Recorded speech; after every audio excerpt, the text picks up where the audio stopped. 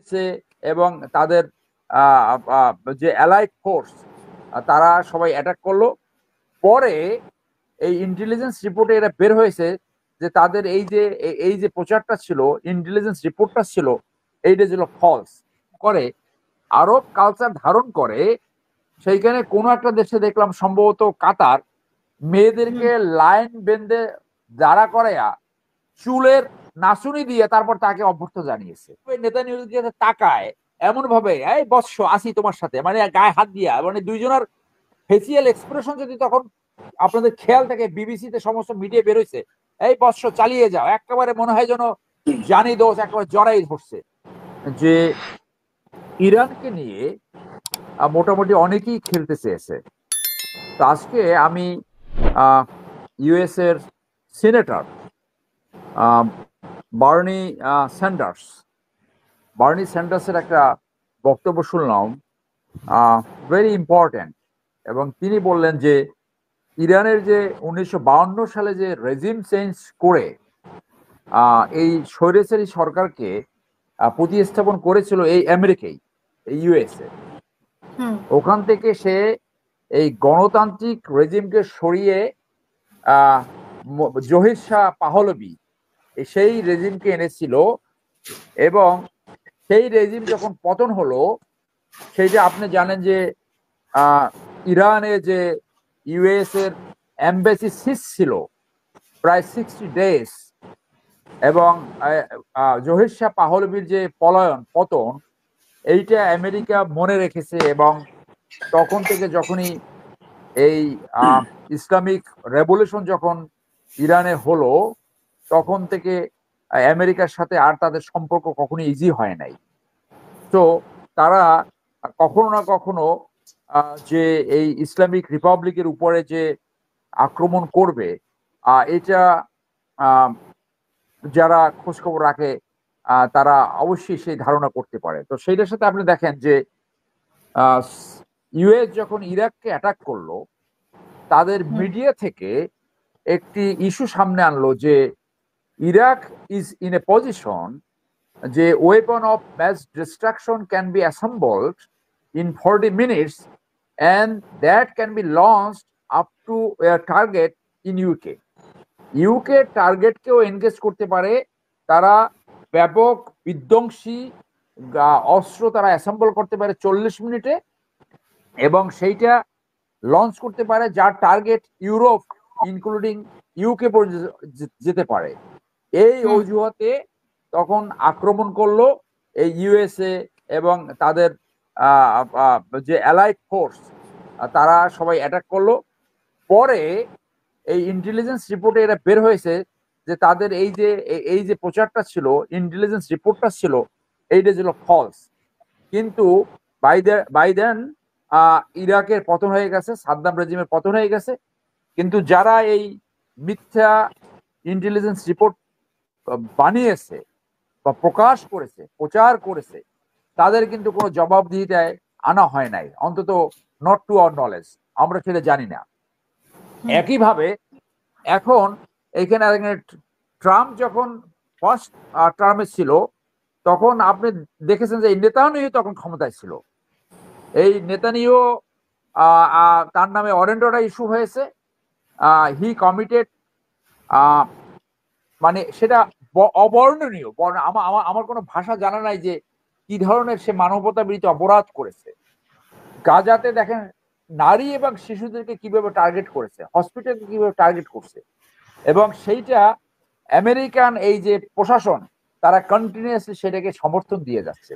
এইটা এই present day ওয়ার্ল্ডে, এই মডার্ন ডেতে এটা একটা লজ্জা। সেই জন্য আমি অনেক টকশোতে বলছি যে if you have so much of love for the Jewish, এই যে জিউস স্টেট, তাহলে আমেরিকাতে তাদেরকে নিয়ে 1 কোটি লোক ওইখানে আরেকটা স্টেট সৃষ্টি করেন, 51তম স্টেট সৃষ্টি করেন।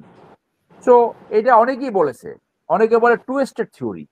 টু স্টেট থিওরি কেন হবে? কারণ ইসরায়েলিরা তো প্যালেস্টাইনদেরকে বেদখল করে তাদের ভূমি দখলকারী, এটা তো আরবদের জমি।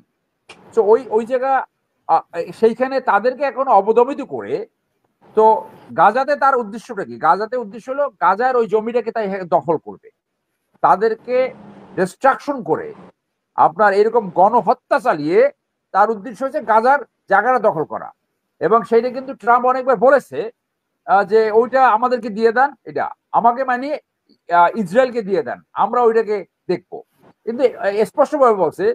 তো ওই ট্রাম্প হইলো যাতে মাতাল তালে ঠিক কথা অনেক সময় বলে, একটা বাতালের মতো লাগে, কিন্তু এটা তলে তলে কিন্তু প্রচন্ড মানে এই রেসিস্ট এবং এই যে white supremacy, he champion the policy off white diplomacy. অর্থাৎ ওর ওই যে ওই ইসরায়েল এবং হোয়াইট, এইটি হলো তার পলিসির অংশ। সেই জন্য আপনি দেখেন যে কিছুদিন আগে আরবে ঘুরে গেল এবং এই আরবের কিছু রাষ্ট্র তাকে যেভাবে অভ্যর্থনা দিল, এটা ব্যক্তিগতভাবে আমাকে লজ্জিত করেছে। আমি লজ্জা পেয়েছি যে আত্মসম্মান বোধ থাকলে একটা রাষ্ট্র এরকম করে, আরব কালচার ধারণ করে। সেইখানে কোনো একটা দেশে দেখলাম সম্ভবত কাতার, মেয়েদেরকে লাইন বেঁধে দাঁড়া করাইয়া চুলের নাচুনি দিয়ে তারপর তাকে অভ্যর্থনা জানিয়েছে। মানে এটা কেন দরকার হলো? চুলের নাচুনি দিয়া ট্রাম্পকে ই করতে হবে, তারপরে জেট উপহার দিল। তো তার মানে কি, এই যে সমস্ত রাষ্ট্র সে ভিজিট করেছে যাদের সাথে সুসম্পর্ক, সৌদি আরব, কাতার, ইউনাইটেড আরব আমিরাত, ইনক্লুডিং জর্ডান, এরা কিন্তু তার প্রভাবের বলার বাইরে কখনোই যাবে না। তো ট্রাম্প এটা শিওর হয়েছে। শিওর হয়ে যখন দেখলো যে এখন কিছুটা ইরান কিছুটা আইসোলেটেড হয়ে গেছে, এবং তারা এইটাকে অ্যাসেসমেন্ট করেছে এভাবে যে চীন সম্ভবত মোরাল সাপোর্ট দিলে আপনার আন্ডারগ্রাউন্ডে যদি অস্ত্র দেয়, কিন্তু ফিজিক্যালি তার পাশে দাঁড়াবে না। আর রাশিয়া নিজে ইউক্রেনের সাথে যুদ্ধে লিপ্ত আছে, রাশিয়া ওই রকম সাপোর্ট দিতে পারবে কিনা। তো এই সুযোগে দুইটা উদ্দেশ্যে এখন এই ইরানের উপর আক্রমণ চলেছে। This is not the war between Iran and Israel, this is the war between Iran, Israel and America. একদিকে আমেরিকা এবং ইসরায়েল, আর একদিকে হলো ইরান। ইসরায়েল এবং আমেরিকা সমস্ত আন্তর্জাতিক আইন ভঙ্গ করে, সমস্ত নিয়ম নীতি ভঙ্গ করে, সমস্ত চুক্তি ভঙ্গ করে এই আক্রমণ চালিয়েছে। কি অজুহাত? তারা ধারণা করছে যে ইরান সম্ভবত নিউক্লিয়ার বোম টেস্ট করবে, অথচ সমস্ত রিপোর্টে যেটা মেজর জামান যেমন বলে গেলেন যে এর ধারে কাছেও নাই। এখন পর্যন্ত ইরানের নিউক্লিয়ার প্রোগ্রাম হলো পিসফুল প্রোগ্রাম। বিভিন্ন স্টেজ আছে, আমরা বিভিন্ন আলোচনায় যেটা শুনলাম। আর একটা কি, রেজিম চেঞ্জ। রেজিম চেঞ্জ কেন করতে হবে? ওই যে 52 সালে করছে, ওই যে জহিরুদ্দিন শাহ পাহলভি। এর ভিতরে আমি জেরুজালেম পোস্টে একটা রিপোর্ট পড়লাম। যখন এই যুদ্ধ শুরু হলো তখন আমি এই ইসরায়েলের নিউজ পেপার গুলো পড়ার চেষ্টা করলাম যে তারা কি লিখছে। জেরুজালেম পোস্টে দেখলাম যে সেখানে রেজা পাহলভি, ওই যে জহির শাহ পাহলভি তার ছেলে, সে কিন্তু আমেরিকায় থাকে। সে আবার জনগণকে, এই ইরানিয়ান জনগণকে আহ্বান জানিয়েছে সবাইকে এক হয়ে যে এখনই এই রেজিম চেঞ্জের সময়, তোমরা সবাই নেমে পড়ো, আমি এসে গেছি, আমি এসে যাব, আমি লিড দেব। এই ইসলামিক যে রেভলিউশনারি যে নেতা, ইসলামিক পর্যন্ত এটা সইয়া তারা আবার তার ভাষায় গণতান্ত্রিক রাষ্ট্র করতে চায়। অর্থাৎ আমেরিকার কিন্তু মূল প্ল্যান হইলো ওই আবার রেজা শাহ পাহলভির ছেলেকে, তার বংশের একজনকে এখন এইখানে বসাবার একটা তারা প্রচেষ্টা চালিয়ে যাচ্ছে, যেটা সিরিয়াতে করেছে। সো এইটার সাথে আমরা রিলেট করতে হবে যে যখন কোল্ড ওয়ারের পতন হলো 91-এ, তখন আমেরিকান দুইজন পলিটিক্যাল সায়েন্টিস্ট দুইটা বই লিখেছিল। একটা হলো এই Samuel P Huntington, clash against civilisation. সেইখানে তিনি বলে গেছেন যে ভবিষ্যতের যুদ্ধ হবে মুসলমান ভার্সেস এন্টি মুসলমান, মানে খ্রিস্টান এবং মুসলমান। হ্যাঁ, আর একটা হলো ফ্রান্সিস ফুকুয়ামা, সে লেখা গেছে এন্ড অফ হিস্ট্রি। তো এই আমেরিকান পলিসি তাদের এই লেখা থেকে প্রভাবিত। এন্ড অফ হিস্ট্রি বলছে যে ওই একই কথা, যে ভবিষ্যতে যুদ্ধ হবে মুসলমান এবং এন্টি মুসলমান, অর্থাৎ খ্রিস্টান ভার্সেস মুসলমান, এই যুদ্ধ হবে এক ধরনের ওই যে ধর্মযুদ্ধ। তো সেই জায়গা থেকে তাহলে ওয়ার্ল্ডে এখন একটা বড় যুদ্ধ চলতেছে, রাশিয়া ইউক্রেন। আর এইখানে এই আমেরিকান যে outpost Israel is nothing but A outpost of America. এই আউটপোস্ট দিয়ে তারা পুরো মুসলমানদের, কিছু মুসলমান রাষ্ট্রকে তারা অবদমিত স্লেভ বানায় রাখছে। একমাত্র মুসলমান রাষ্ট্র পাকিস্তান, যার নিউক্লিয়ার পাওয়ার আছে, তাদের ভিতরেও পশ্চিমারা অনেকভাবে সেইটাকে, এই নিউক্লিয়ার পাওয়ার দখল করার চেষ্টা করছে। আর নিউক্লিয়ার পাওয়ার যদি ইরানের হয়, তাহলে that becomes a threat for Israel, means that becomes a threat for USA. সেই জন্য এই যুদ্ধটা হলো আমেরিকান চাপাইয়ে দেওয়া যুদ্ধ via Israel against a peaceful country. ঠিক আছে, তুমি অবরোধ দিলা, ইয়ে দিলা, এই যুদ্ধের ফলাফল কি হবে সেটা সময় বলে দেবে। বাট তেহরান, আমি মনে করি, অনেক স্ট্রংলি এটাকে রেসিস্ট করেছে। তাদের তথাকথিত আয়রন ডোম, আয়রন ডোমটা কি? এটা একটা আকাশ প্রতিরক্ষা ব্যবস্থা।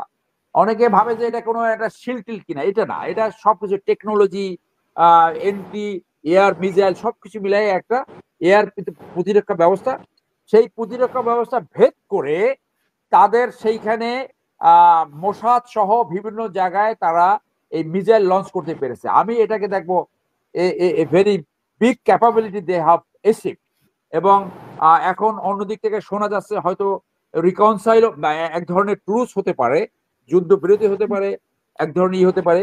আপনার মনে আছে কিনা, বাইডেন সরকারের আগে যখন বারাক ওবামার যে লাস্ট যে সরকারটা ছিল, সেইখানে পররাষ্ট্রমন্ত্রী ছিল, সেক্রেটারি অফ স্টেট ছিল ওই ভদ্রলোক, জলবায়ু নিয়ে কাজ করে, নামটা মনে আসতেছে না। সে কিন্তু একটা পিসফুল ডিল করে গেছিল তেহরানের সাথে। সেইটা ডোনাল্ড ট্রাম্প প্রথম এসে সেটাকে বাদ দিছে। তো ডোনাল্ড ট্রাম্পের কভার্ড পলিসি ছিল, অন্তর্নিহিত পলিসি ছিল, কখনো না কখনো সে ইরানকে আক্রমণ করবে। এবং ডোনাল্ড ট্রাম্পের প্রথম টার্মে যখন নেতানিয়াহু যখন আমেরিকা ভিজিটে যায়, তাই এমন ভাবে নেতানিয়াহুর দিকে তাকায়, এমন ভাবে, এই বৎস আসি তোমার সাথে, মানে গায়ে হাত দিয়া, মানে দুইজনের ফেসিয়াল এক্সপ্রেশন যদি তখন আপনাদের খেয়াল থাকে, বিবিসিতে সমস্ত মিডিয়া বেরোইছে, এই বৎস চালিয়ে যাও, একেবারে মনে হয় যেন জানি দোষ একেবারে জড়াই ধরছে। এই সেকেন্ড টার্মে এই এই এই এই ট্রাম্প এসে, যার মিথ্যা বলার একটা, মিথ্যা বলাই ওর চরিত্রের অংশ, ও প্রথমে এসে টার্গেট করছে ইরানকে ধ্বংস করবে। সেই জন্য এইটা হইল আমেরিকান ওয়ার এগেনস্ট ইরান ভায়া তাদের এই যে মিলিটারি আউটপোস্ট ইসরায়েল। সেই জন্য ইরান, আমি মনে করি, আই হোপ ইরান এটাকে রেসিস্ট করতে পারবে, এবং ইরান এখন তার আন্তর্জাতিক বন্ধু যারা আছে তারা তার পাশে দাঁড়াবে বলে আমি আশা প্রকাশ করব। না হলে একটা এমন খারাপ উদাহরণ সৃষ্টি হবে যে আমেরিকান ইনফ্লুয়েন্স অথবা স্বাধীনভাবে সার্বভৌমত্ব নিয়ে কোনো রাষ্ট্র টিকে থাকতে পারবে কিনা, স্পেশালি মুসলিম ওয়ার্ল্ডে, সেইটার একটা সন্দেহ দানা বাঁধবে। এবং ট্রাম্প ইতিমধ্যে আন্তর্জাতিক সমস্ত রীতিনীতি ভঙ্গ করেছে। তার ভাষ্যে এটা প্রকাশ পেয়েছে যে সোকল্ড সুপ্রিম লিডার কোথায় আছে এটা আমাদের নলেজে আছে, আমরা তাদেরকে এখনই ইজি টার্গেট, বাট এখনই তাকে টার্গেট করব না, সারেন্ডার করো। দিস ইজ ভেরি আনকনভেনশনাল, আনডিপ্লোমেটিক ওয়ার্ডস। অর্থাৎ এই যে উম্মার, এই যে হকিশ লিডার, এই হকিশ লিডার ট্রাম্প এবং এই যে তার আউটপোস্ট নেতানিয়াহু, এই দুইজনকে থামাবার জন্য পৃথিবীর অন্য সমস্ত রাষ্ট্র এখন এক হওয়া উচিত। না হলে I apprehend this might lead to a greater war. মানে ওই যে থার্ড ওয়ার্ল্ডের একটা আশঙ্কা, সেটা কিন্তু একেবারে উড়িয়ে দেওয়া যায় না। ধন্যবাদ।